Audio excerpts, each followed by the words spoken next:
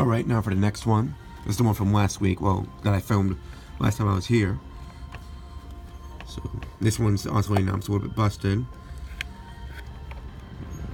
So I'm just going to show it without oscillating it.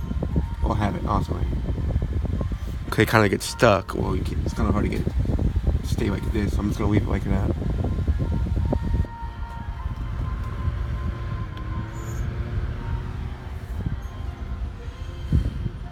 We get these home Blizzard fans in a lot, the little ones like these. Part of the reason why I didn't bring in mine, I already get sick of steel. So I already get sick of it quicker. Also, so they don't get it mixed up with one of the ones that's for sale. Hence why I bring the Honeywell instead of the Holmes Blizzard I have.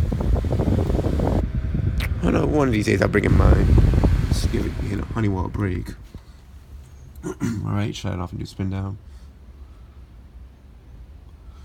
Alright, now that'll be it for this video. Thanks for watching. Hope you enjoyed, and stay tuned for more videos to come.